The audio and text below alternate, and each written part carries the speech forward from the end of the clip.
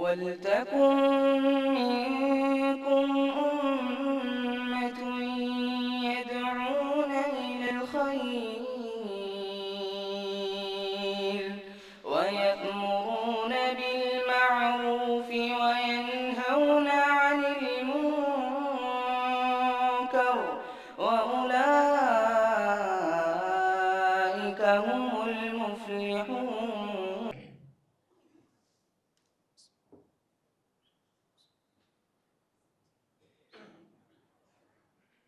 إن الحمد لله نحمده ونستعينه ونستغفره ونعوذ بالله من شرور أنفسنا ومن سيئات أعمالنا من يهده الله فلا مضل له ومن يضلل فلا هادي له وأشهد أن لا إله إلا الله وحده لا شريك له وأشهد أن محمدا عبده ورسوله أما بعد فإن خير الحديث كتاب الله وخير الهدي هدي محمد صلى الله عليه وسلم وشر الأمور محدثاتها وكل محدثة بدعة وكل بدعة ضلالة وكل ضلالة في النار.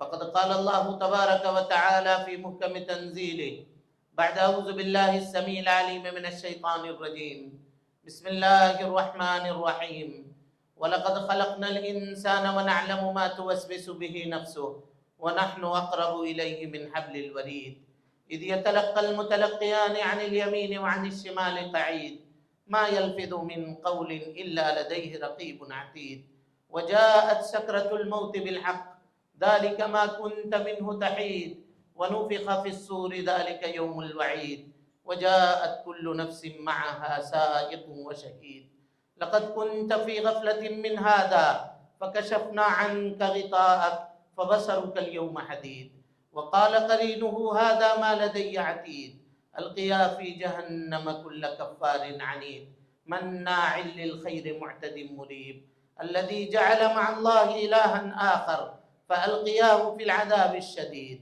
قال قرينه ربنا ما أطغيته ولكن كان في ضلال بعيد قال لا تختصموا لدي وقد قدمت إليكم بالوعيد ما يبدل القول لدي وما أنا بظلام للعبيد وقال الله تبارك وتعالى في مقام آخر وذكر فإن الذكرى تنفع المؤمنين وقال النبي المصطفى صلى الله عليه وسلم نعمتان مغبون فيها كثير من الناس الصحة والفراغ او کما قال النبی المصطفیٰ صلی اللہ علیہ وسلم.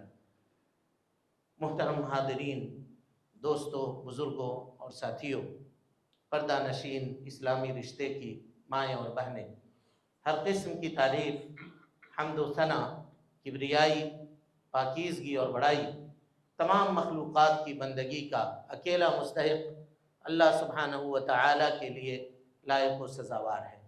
وہی پروردگار عالم ہے، اسی نے ہمیں آپ کو اور ساری کائنات کو تخلیق بخشی ہے. اللہ رب العالمین کی بادشاہت سے دنیا کا کوئی کونا بھی الگ نہیں.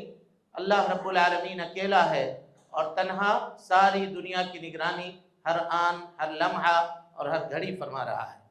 اس کا احسان عظیم ہے کہ اس نے ہمیں اور آپ کو مسلمان بنایا، اسلام جیسی عظیم دولت سے مالا مال فرمایا.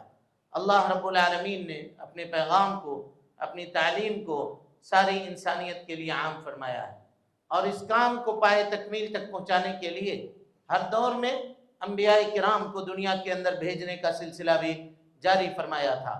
آخری نبی آخری پیغام لے کر، آخری قانون اور آخری شریعت لے کر اس دنیا کے اندر تشریف لائے، اور اس آخری نبی نے جس طرح سے اللہ رب العالمین کے دیے ہوئے آخری پیغام کو پایا تھا، ہو بہو ایسا ہی بغیر کسی کمی اور بیشی کے انسانیت کے سامنے پیش فرما دیا. اور اس سے بھی آگے بڑھ کر کے آپ صلی اللہ علیہ وسلم نے اپنی نبوت کی 23 سالہ زندگی میں رات اور دن کی گھڑیوں کے اندر اللہ رب العالمین کے دیے ہوئے آخری پیغام کو عملی طور پر برت کر سارے جہان والوں کے لیے قیامت تک کے لیے بطور نمونہ چھوڑ دیا. درود و سلام ہو اشرف المخلوقات میں سب سے افضل، قیامت کے دن کے سردار جناب محمد رسول اللہ صلی اللہ علیہ وسلم پر، اللهم صل على محمد وعلى آل محمد كما صليت على إبراهيم وعلى آل إبراهيم إنك حميد مجيد. اللهم بارك على محمد وعلى آل محمد كما باركت على إبراهيم وعلى آل إبراهيم إنك حميد مجيد.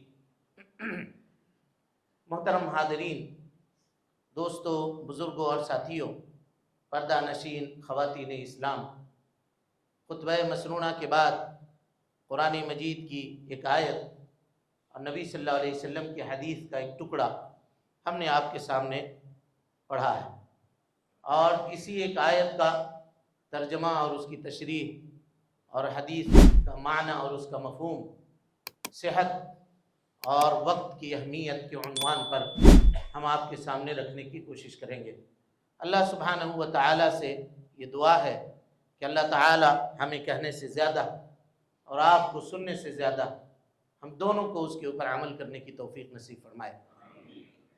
چونکہ نصیحتیں مومنوں کو فائدہ دیتی ہیں، تو جب جس چیز کی ضرورت ہو خطبہ جمعہ کو اس نصیحت کے لیے استعمال کرنا چاہیے، تاکہ لوگوں کی رہنمائی ہو سکے اور اس معاملے میں لوگ شرعی حکم سے آگاہ ہو سکیں. چھٹیوں کے دن چل رہے ہیں، بچوں کے کالج اور اسکول بند ہیں، موسم گرما شباب کے اوپر ہے. ایسے اس وقت میں انسان کو اپنے وقت کی، اپنے زندگی کی قدر و قیمت کرنی چاہیے اور اس کو اللہ رب العالمین کی رضامندی کے راستے میں لگانا چاہیے.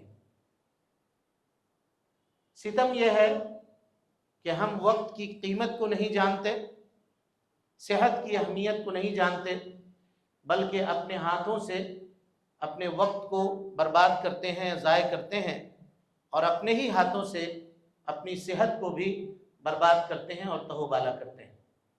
حالانکہ یہ دو نعمتیں انسان کی ایسی ہیں جس کے متعلق اللہ سبحانہ و تعالی کے رسول جناب محمد رسول اللہ صلی اللہ علیہ وسلم نے فرمایا، نعمتان مغبون فیہا کثیر من الناس.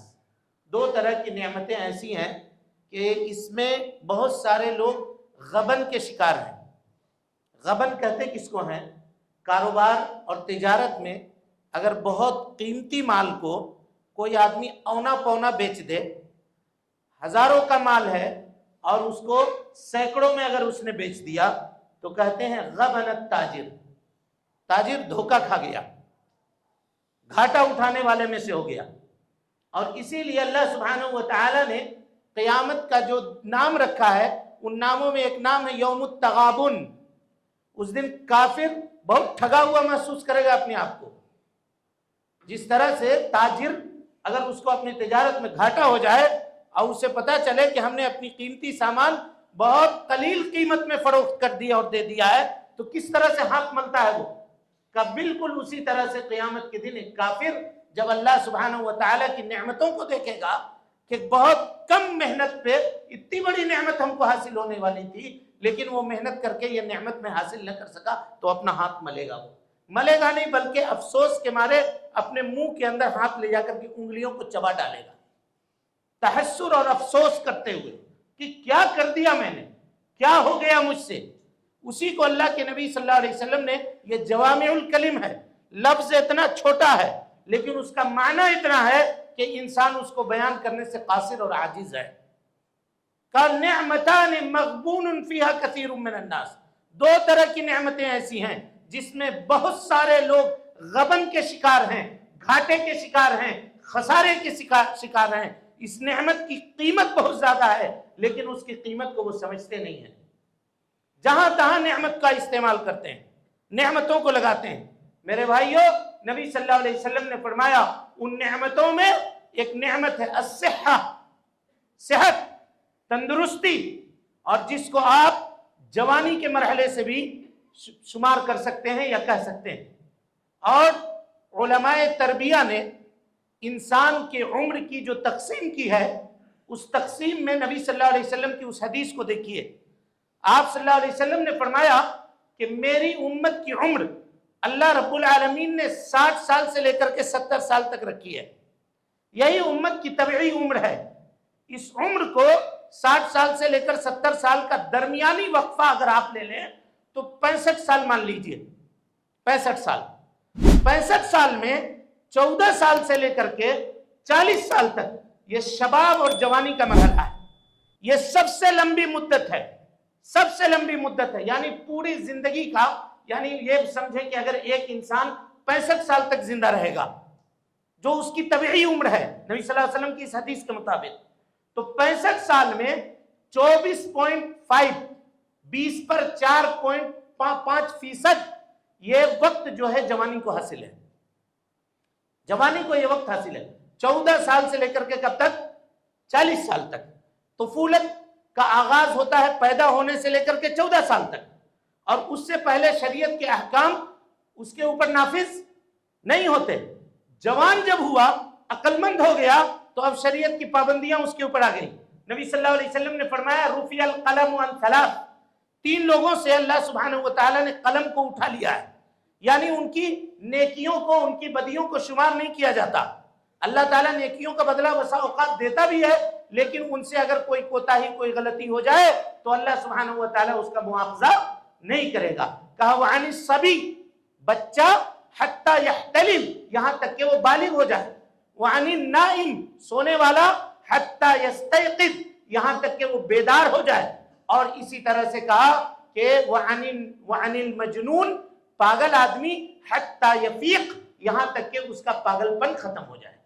ایک آدمی پاگل ہے، کیا کر رہا ہے؟ نماز نہیں پڑھ رہا ہے، روزے نہیں رکھ رہا ہے، یا نیکی نہیں کر رہا ہے، بھلائی کا کام نہیں انجام دے رہا ہے، پاکی صفائی کا خیال نہیں رکھ رہا ہے، اللہ سبحانہ وتعالی اس سے اس کا مواخذہ نہیں کرے گا. لیکن ایک آدمی صحت مند ہے، تندرست ہے، اس کے عقل سلامت ہیں، اور جب وہ جوانی کے مرحلے کو پہنچ گیا اور اس کے بعد اللہ تعالیٰ کی عبادتوں سے کوتاہی برت رہا ہے، تو اللہ تعالیٰ اس کا مواخذہ کرے گا. اور یہ سب سے لمبی مدت ہے کس کی؟ جوانی کی مدت انسان کی زندگی میں، جو 14 سال سے لے کر کے 40 سال تک، اور 40 سال سے لے کر کے 50 سال تک کی جو زندگی کی مدت ہے اس کو کہتے ہیں کہولت. کہولت کے معنی ادھیڑ پن. انسان کی عقل یہاں پختہ ہو جاتی ہے، اس کے سوچنے اور سمجھنے کے معاملات جو ہیں وہ مضبوط ہو جاتے ہیں. اور پھر 50 سال سے لے کر کے 65 سال تک اس کو کہتے ہیں شیخوخت. یہ جو مرحلہ بڑھاپے کا آتا ہے، یہاں اللہ سبحانہ وتعالی اس کو اپنی اصلی خلقت کی طرف لوٹا دیتا ہے، کمزور کر دیتا ہے. دھیرے دھیرے دھیرے دھیرے دھیرے دھیرے دھیرے دھیرے اس کے جسم کے اندر کمزوری آنا شروع ہوتی ہے. پھر وہ محتاج ہوتا ہے، ارذل عمر کو پہنچ جاتا ہے، اور اپنی ضرورت کو پوری کرنے میں وہ دوسرے کے لیے دوسرے کا محتاج بن کر کے رہ جاتا ہے. یہ زندگی ہے انسان کی.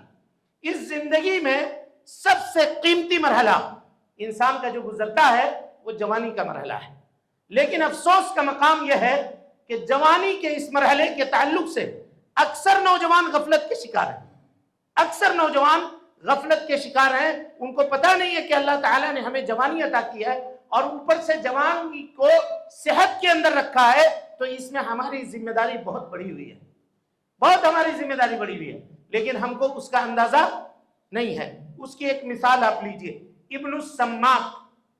ابن السماک نامی ایک بہت بڑے عالم گزرے ہیں. ہارون رشید کے زمانے میں یہ ابن السماک ان کے یہاں قاضی تھے، قضا کا کام کرتے تھے، فیصلے کیا کرتے تھے. انہوں نے طلب کیا ایک مرتبہ ابن السماک کو، اور کہا کہ شیخ کوئی نصیحت کیجئے، مجھے کچھ وصیت کیجئے، کچھ خیر کی باتیں مجھے بتلا جائیے. کہا ٹھیک ہے بتلاتا ہوں. یہ کہہ کر کے بادشاہ بیٹھ گیا، اور اس نے اپنے خادم کو آواز دی، کہا کہ ذرا مجھے پیاس لگی ہے، ایک گلاس پانی پلا دو. پیاس لگی ہے، ایک گلاس پانی پلا دو. ابن السماک نے اسی پانی کے گلاس سے بادشاہ کو نصیحت کرنی چاہیے. کہ پانی لے کر کے جب وہ حاضر ہوا تو ابن السماک آگے بڑھے، خادم کے ہاتھ سے پانی کا گلاس لے لیا اور کہا کہ بادشاہ سلامت، ذرا یہ بتائیے کہ پیاس کی شدت میں اگر پانی کے اس گلاس کو آپ سے روک لیا جائے تو اس کی کتنی قیمت آپ ادا کر سکتے ہیں؟ کتنی قیمت دیجیے گا؟ کہا مولانا میں اپنی آدھی سلطنت اس ایک گلاس پانی کے بدلے میں دے دوں گا. پیاس کی جو شدت مجھے لگی ہے کہ آدھی سلطنت دینے کے لیے تیار ہوں، آدھی سلطنت، آدھی حکومت دے دوں گا۔ اور اس کے بعد جب یہ سنا ابن السماک نے تو گلاس بادشاہ کے ہاتھ میں بڑھا دیا، کہا لیجیے پی لیجیے، پی لیا۔ اور اس کے بعد کہا کہ یہ جو پانی ابھی آپ نے پیا ہے اس کو آپ کے فضلہ کی شکل میں جو آپ کے جسم سے نکلنے کا انتظام اللہ نے کیا ہے، کہ اگر وہ پانی نہ نکلے اور آپ کے پیٹ میں وہ بنا رہے، اس کو نکالنے کے لیے کتنی قیمت دے سکتے ہیں آپ؟ کہا وہ جو آدھی سلطنت باقی بچی ہے وہ اس کو میں دے دوں گا۔ کہا آپ کے سلطنت کی قیمت ایک گلاس پانی سے بھی کم ہے۔ اللہ سبحانہ و تعالیٰ کی نعمتوں کے مقابلے میں اس میں آپ اتنی غفلت میں پڑے ہوئے ہیں، اس میں آپ اتنے خسارے میں پڑے ہوئے ہیں، جس سلطنت سے ایک گلاس پانی کا سودا تک نہیں کیا جا سکتا ہو، اس سلطنت کے پیچھے آپ اپنا سب کچھ لگائے ہوئے ہیں۔ یہ کتنی بڑی تنبیہ تھی اور کتنا بڑا یہ اشارہ تھا، آپ اس کے طرف توجہ دیں اور اس کا اندازہ لگائیں۔ نوجوان جب یہ بات سمجھ جائیں اور ان کو یہ پتہ چل جائے کہ ان کا جو وہ مرحلہ گزر رہا ہے اس کی قیمت کتنی ہے، اللہ سبحانہ و تعالیٰ نے وقت کی شکل میں اور فرصت کی شکل میں، جوانی کی شکل میں جو نعمت ان کو عطا کی ہے، اگر اس کو وہ جان جائے تو میرے بھائیوں یہ دنیا اور آخرت یہ دونوں ان کے لیے سمجھ جائے، دونوں ان کے لیے سمجھ جائے۔ لیکن کہتے ہیں کہ خالی پن انسان کو گناہ میں ملوث کرنے کے لیے کافی ہوتا ہے۔ کئی لوگ ہمارے پاس آئے اور انہوں نے یہ کہا کہ نوجوان، عام طور پہ نوجوان نسل جو اس وقت ہے، بلکہ انہوں نے کہا کہ ہمارا بیٹا، ہمارا اپنا رشتہ دار وہ نشے کا عادی بن چکا ہے، نشے کے اندر گرفتار ہو گیا ہے۔ جب اس سلسلے میں تحقیق کی گئی، پتہ چلایا گیا تو یہ پتہ چلا کہ وہ تعداد نوجوانوں کی جو کالج میں جانے والے، اسکول میں پڑھنے والے چھوٹے چھوٹے بچے ہیں، وہ نشے کی عادت کے شکار بن رہے ہیں اور نشہ خورانی گروہ کے وہ جو ہیں شکار بن کر کے رہ گئے۔ گلیوں میں، محلوں میں کم قیمت کے اوپر سستی نشے کی چیزیں فروخت کی جا رہی ہیں، اب بچے اس کو خرید رہے ہیں، اس کو استعمال کر رہے ہیں۔ اس سلسلے میں جب ہم نے تحقیق کی اور ڈاکٹروں سے پتہ کیا تو واللہ آپ سن کر کے حیران ہوں گے، حیران ہوں گے آپ سن کر کے۔ ایک ریہاب سینٹر کا نمبر دیا ایک ڈاکٹر صاحب نے، کہا یہاں آپ فون کیجئے پتہ چلے گا۔ انہوں نے جو ہسٹری بھیجی ہے، کہا اللہ اکبر، اس میں حافظ قرآن ہیں، اس میں MBBS ڈاکٹر ہیں، اس میں انجینئر ہیں، سافٹ ویئر کے بڑے بڑے انجینئر ہیں، جن کو پکڑ کر کے بیڑیوں میں جکڑ کر کے ریہاب سینٹر کے اندر داخلہ دلوایا گیا اور نشہ ان سے چھڑوایا گیا۔ نشہ کی اس عادت اور لت سے ان کو بچانے کی کوشش کی گئی۔ جو ان کا اسٹیٹمنٹ ہے، غور کیجئے گا، تمام لوگوں کا اسٹیٹمنٹ ایک نقطہ کے اوپر متفق ہوتا ہے کہ آپ بتاؤ یہ نشہ کی عادت تمہیں کیسی لگی؟ کہا دوستوں سے، دوستوں سے، دوستوں نے سکھایا، دوستوں نے بتایا، دوستوں کی سنگت میں پڑھ کر کے اور دوستوں کی صحبت میں آ کر کے میں اس نشہ کے چکر میں پڑ گیا۔ اب عادت یہ ہوئی، جو MBBS ڈاکٹر ہیں وہ لکھتے ہیں، سوچئے حالت کیا بن رہی ہے، وہ لکھتے ہیں کہا کہ مولانا 30 ml دوا اگر کسی مریض کو ہم انجیکٹ کر دیں تو وہ مریض کا آپریشن کر دیں، 12 گھنٹے تک وہ آنکھ نہیں کھولے گا، 12 گھنٹے تک وہ آنکھ نہیں کھولے گا۔ اس کا 90 ml میں ڈائریکٹ وین میں لیتا ہوں اور صرف مجھے کافی پینے کی ضرورت پڑتی ہے اور میں کھڑا رہ سکتا ہوں 48 گھنٹے اور 50 گھنٹے تک میں اپنی آنکھ کھول کر کے رکھ سکتا ہوں، مجھے نیند نہیں آئی اور کھانے پینے کی حاجت اور ضرورت نہیں پیش آئی۔ کیا بن رہا ہے سماج، معاشرہ کہاں جا رہا ہے، اس کی طرف کبھی ہم نے توجہ کی؟ ایک صاحب نے یہ کہا کہ میں نے بہت اچھے نمبرات سے ایک اچھے کالج میں داخلہ لیا، ماں باپ نے سوچا کہ میرا بچہ بہت پڑھنے والا ہے، مجھ کو بگاڑنے والی میری ماں ہے۔ باپ نے کنٹرول کیا پیسہ دینے کے اوپر، لیکن ماں چورا کر کے، چھپا کر کے فون پہ اور گوگل پہ کرتی رہی۔ نتیجہ یہ ہوا کہ میں ان نشے کے گروہ کا شکار ہوا اور یہ بنتا گیا۔ اور انہوں نے یہ بتلایا کہ آپ یہ مت سمجھیے کہ نشہ صرف نشہ ہے، نشہ اسکول اور کالج کے باہر چاکلیٹوں میں بک رہا ہے، نشہ اسکول اور کالج کے باہر آئس کریم کے کیوبس میں فروخت ہو رہا ہے، بازار اور دکانوں میں بکنے والے جو یہ ٹافیاں ہیں ان کے اندر نشہ ہے، بچے اس کو کھاتے ہیں، دھیرے دھیرے اس کے ایڈکٹ ہوتے چلے جاتے ہیں. چپکانے والے سولوشن جو ملتے ہیں وہ نشہ ہے. گرس کے اندر نشہ ہے. اللہ اکبر. کہا پیٹرول کو گاڑی کے پائپ کو کھول کر کے پیٹرول کو کپڑے میں لے کر کے سونگھنا یہ نشہ ہے. اس کے اندر لوگ ملوث ہو رہے ہیں, مبتلا ہو رہے ہیں. گانجا, افیم اور چرس, اس طرح کی چیزوں کو تو آپ چھوڑ دیجیے. کہاں جا رہا ہے سماج؟ اور یہ جان لیجئے کہ اس میں سب سے زیادہ ملوث ہونے والے جو لوگ ہیں وہ مسلمان سماج کے بچے ہیں. افسوس کا مقام یہ ہے, کیونکہ مسلمانوں کو آج کل کے اس زمانے میں, معاف کیجئے گا, ہماری بات اگر بری لگے تو لگے, اور لگتی ہے تو لگنے دیجئے, ہم کو جانوروں کی زندگی گزارنے کی عادت ہو گئی ہے. ہمارا بچہ رات میں کہاں ہے, کس جگہ پر ہے, کہاں بیٹھ رہا ہے, کیا کر رہا ہے, ہم کو اس کی فرصت نہیں ہے. ہم کو کمائی چاہیے, ہم کو مال چاہیے, ہم کو پیسے چاہیے. ورنہ آپ بتائیے, کل تک یہ بہانے تھے کہ بچہ اسکول جاتا ہے, بچہ کالج جاتا ہے. آج کیا بہانہ ہے؟ آج کیا بہانہ؟ آج کتنے لوگ ایسے ہیں جو اپنے بچے کو لے کر مسجد میں آتے ہوں گے؟ کتنے لوگ ایسے ہیں جو کہتے ہوں گے کہ عشاء کے بعد بخاری کی درس ہے, اس میں بیٹھو, حدیث سنو, فجر کے بعد درس قرآن ہے, بیٹھو, اس میں علم دین حاصل کرو. کتنے لوگ ہیں؟ کل قیامت کے دن آپ کیا جواب دیجئے گا اللہ رب العالمین کی اس نعمت کے سلسلے میں؟ اور اس کے بعد اس وقت کو آپ یاد کیجئے کہ بوڑھا باپ اپنے بڑھاپے کی وجہ سے ڈاکٹروں کے چکر کاٹ رہا ہوتا ہے, میری یہ بیماری ہے, میری یہ بیماری ہے, اور سامنے اپنے بچے کو گھلتا ہوا دیکھتا ہے تو وہ اس صدمے کے اندر ملوث ہوتا ہے. اس کے لیے باہر سے کسی دشمن کی ضرورت نہیں ہے. وہ خود ایسی جنگ لڑ رہا ہوتا ہے کہ جس کی کوئی انتہا نہیں ہوتی. اولاد کی شکل میں اللہ نے جو نعمت اس کو عطا کی تھی, وہ نعمت جب ضائع ہوتی ہے تو اس کے ضائع ہونے کا جو خطرہ ہوتا ہے وہ ایک باپ ہی محسوس کر سکتا ہے. یہ میں آپ کو بتا دوں, باپ ہی محسوس کر سکتا ہے. خدا را چہروں کے پڑھنے کا ہنر سیکھیے. دیکھیے کہ اگر بچے کی آنکھوں میں کچھ سمجھ میں آ رہی ہے, دیکھیے کہ رات جاگنے کا وہ عادی بن رہا ہے, دیکھیے کہ اس کے نیند کے اندر خلل ہے, آگے پیچھے ہو رہا ہے, فوراً چوکنا ہوئیے, فوراً اس کا علاج کیجیے, فوراً اس کو پکڑیے, فوراً اس سے کیفیت لیجیے, اس کو یوں ہی مت چھوڑیے, یوں ہی مت چھوڑیے.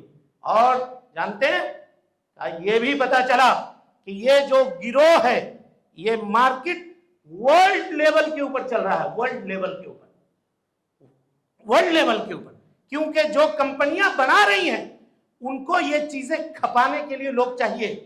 شروع میں یہ فری میں کرتے ہیں, اور جب وہ عادی ہو جاتے ہیں تو یہ آپ سوچ رہے ہیں کہ کسی کا بچہ اگر ملوث ہے تو کیا مطلب, میرا بچہ تو نہیں ہے نا, دوسرے کا ہے, اس کو رہنے تو ہمارا تو نہیں ہے. آپ سب کو معلوم ہے کہ جب آگ لگے گی تو صرف اسی کا گھر نہیں جلے گا.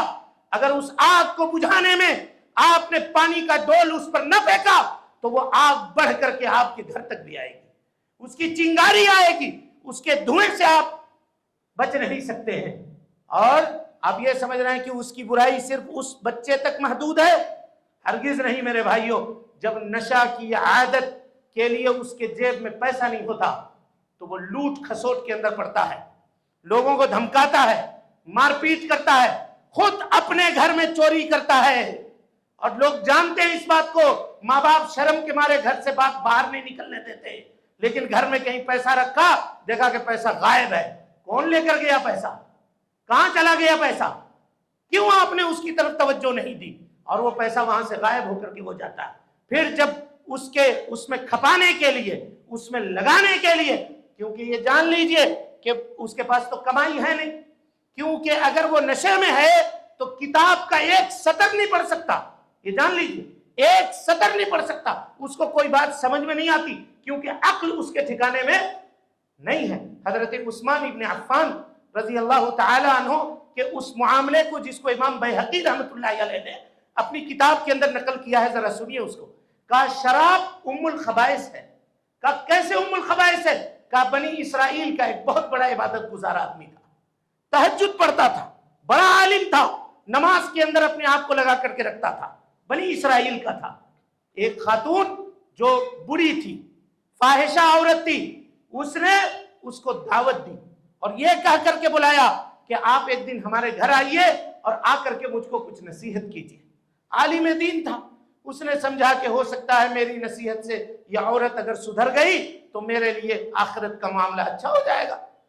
گئے اس کے پاس، حالانکہ غلطی کی انہوں نے، ساتھ میں ایک دو آدمی کو اور لے کر کے جانا چاہیے تھا.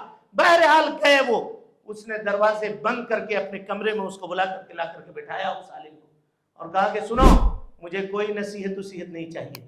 عثمان ابن عفان خلیفہ راشد سوم کا یہ قول ہے، کہا مجھے کوئی نصیحت نہیں چاہیے، میں آپ کو یہاں اس لیے بلائی ہوں تاکہ آپ کے ساتھ میں بدکاری کروں، بدفعلی کروں، برا عمل کروں، اس لیے بلائی. اور اگر آپ کے پاس کوئی آپشن بھی نہیں ہے، اگر آپ اس کام کو نہیں کرتے ہیں، میں چلاؤں گی، میں آواز لگاؤں گی، گاؤں کے محلے کے سماج کے لوگوں کو جمع کروں گی، اکٹھا کروں گی، اور تمہاری پگڑی اچھال کر کے رکھ دوں گی. جو تم عالم دین بنے پھرتے ہو اور عزت کا اور شہرت کا جو تمہارا یہ لبادہ ہے، اس کو تار تار کر کے رکھ دوں گی. اب وہ پھنس گئے، کیا کر سکتے تھے؟ کہا کہ ایسا نہیں ہے، تم کو ہم 3 آپشن دیتے ہیں، 3 میں سے کوئی ایک عمل کرو.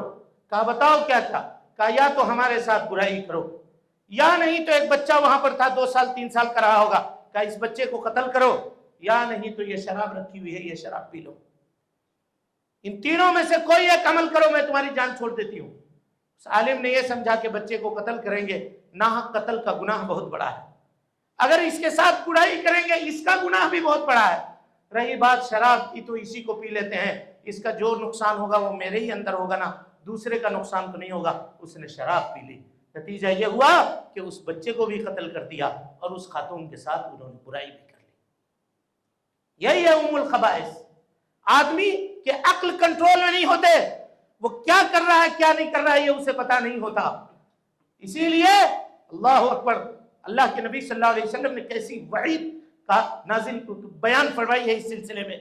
کہا کہ حقا علی اللہ، یہ بات جان لیجئے کہ اللہ رب العالمین نے یہ فیصلہ کیا ہوا ہے کہ دنیا کے اندر جو آدمی شراب کو اور اس جیسے نشہ آور چیزوں کو استعمال کرتا ہو، قیامت کے دن اللہ سبحانہ وتعالی اس کو جہنمیوں کے جسم سے نکلنے والے خون اور پیپ کو اور ان کے پیشاب کو پلائے گا.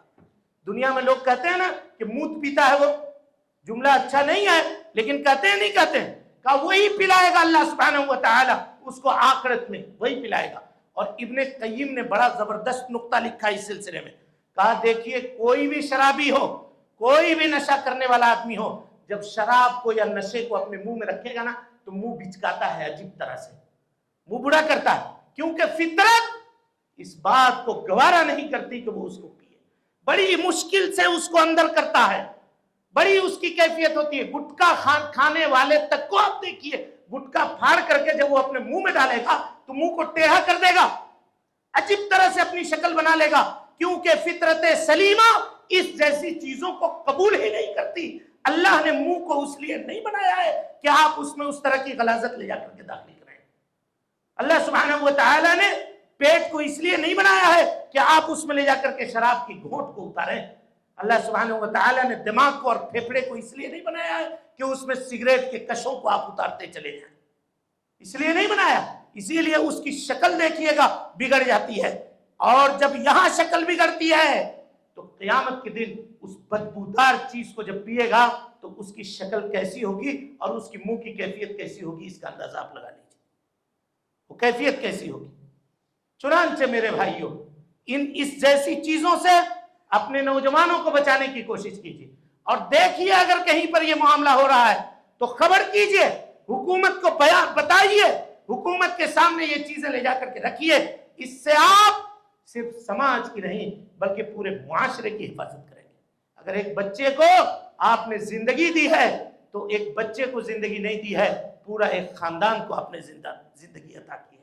اور اگر ایک بچے کو برباد ہوتے ہوئے آپ نے چھوڑ دیا تو سمجھیے کہ پورے خاندان کو، پورے سماج کو برباد ہونے کا موقع آپ نے فراہم اور عنایت کیا. یہ آدمی، یہ معاملات انسان جس قدر جلدی سمجھ جائے یہ اس کے لیے بہتر ہے.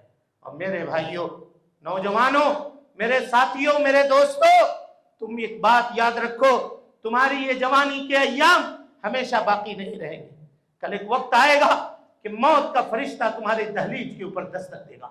اس وقت کہو گے ربی لولا اخرتنی الی اجل قریب، یہ وقت جو تمہیں لگ رہا ہے کہ بہت قلیل ہے، بہت تھوڑا ہے، 5 منٹ 10 منٹ بول کر کے آدمی اپنے وقت کو ضائع کرتا ہے، یہ 5 منٹ اور 10 منٹ کی قیمت اس مرنے والے سے پوچھئے جو فرشتے ملک الموت سے کہہ رہا ہوتا ہے لولا اخرتنی الی اجل قریب، بہت وقت نہیں چاہیے، تھوڑی مدت مجھے دے دو، تھوڑی مدت، لولا اخرتنی الی اجل قریب، اللہ اکبر، تھوڑی مدت دے دو نا، تھوڑی مدت۔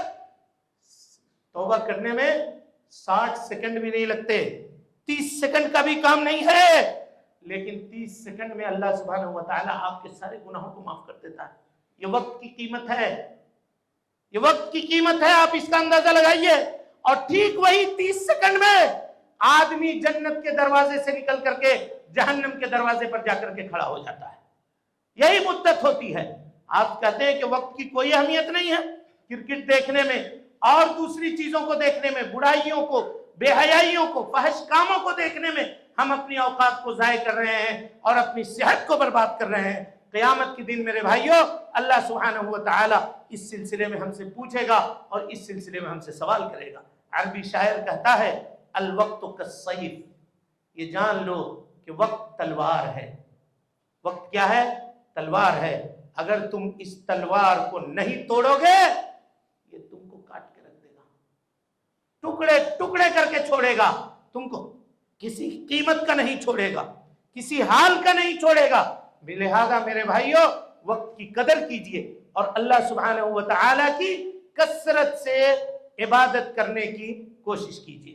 اللہ سبحانہ وتعالی فرماتا ہے یا ایھا الذین آمنوا انما الخمر والمیسر والانصاب والازلام رجس من عمل الشیطان، اے ایمان لانے والوں، بے شک شراب، جوا اور اس طرح کی دوسری چیزیں، پانسے کے تیر اور بغیر کم محنت کیے ہوئے زیادہ کمانے کی ہوس اور اس کی ہوڑ، یہ ساری چیزیں رجس من عمل الشیطان، برے ہیں، شیطان کے کام ہیں، فاجتنبوہ، ان سے بچو، لعلکم تفلحون، تاکہ تم کامیاب ہو جاؤ۔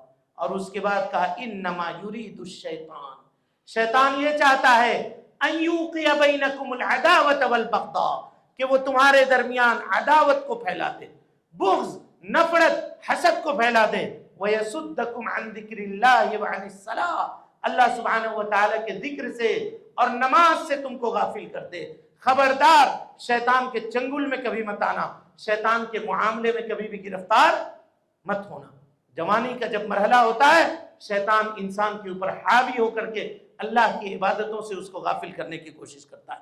شیطان کو جھٹکو، شیطان کے چالوں سے آگاہ ہو جاؤ، اللہ سبحانہ وتعالی کی طرف پلٹو، اللہ کی عبادتیں کرو، اور جو موقع آپ کو غنیمت ملا ہے اس موقع میں قرآن مجید کی تلاوت کر لو، تھوڑی دیر بری سنگت سے اپنے آپ کو آزاد کرو اور اس سے اپنے آپ کو بچانے کی کوشش کرو۔ میرے بھائیوں شراب اور جوا اور اس طرح کی جو لت ہے یہ یوں ہی نہیں ہوتی، آج کل کے اس زمانے میں یہ ساری چیزیں عام ہیں۔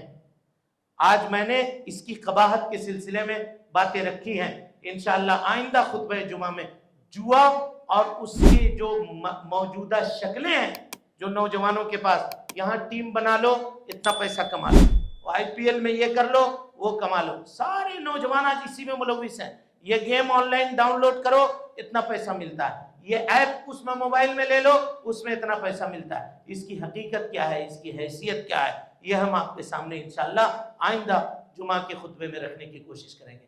لیکن یہ جان لیجئے جوانی اور یہ صحت، اس کی قدر کیجئے، اس کو سمجھیے، ورنہ آپ جا کر کے دیکھیے جہاں جو معاملات ہیں قسم اللہ کی کلیجہ پھٹتا ہے۔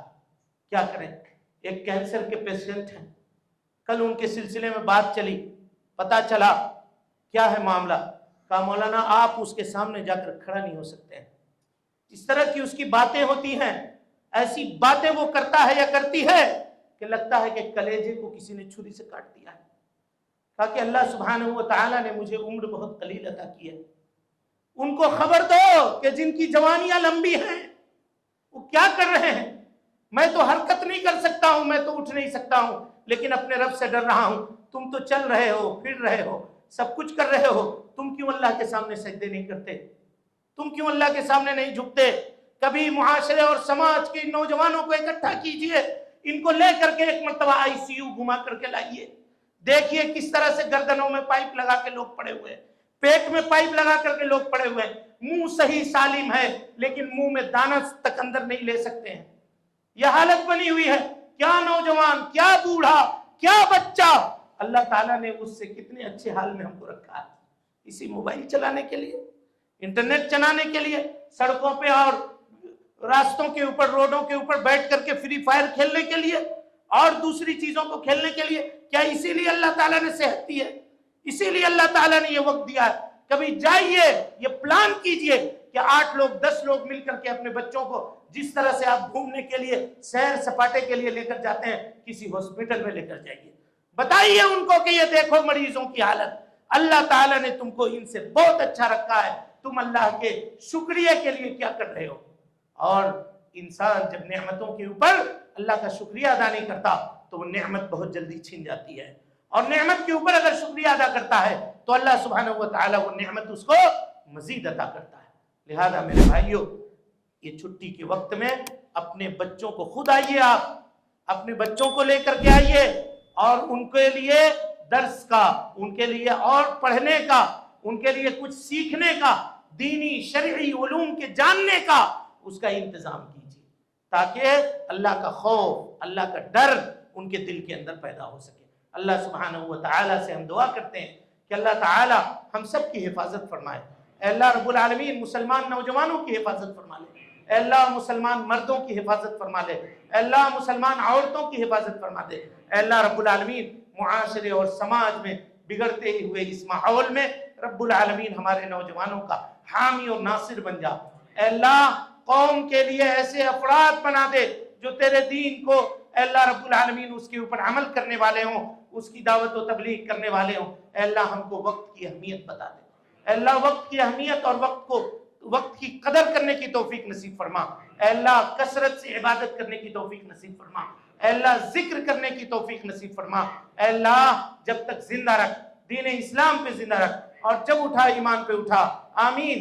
اقول قولی ھذا واستغفر اللہ لی ولکم ولسائر المسلمین من کل ذنب وخطیئۃ فاستغفروہ انہ کان للأوابین غفورا۔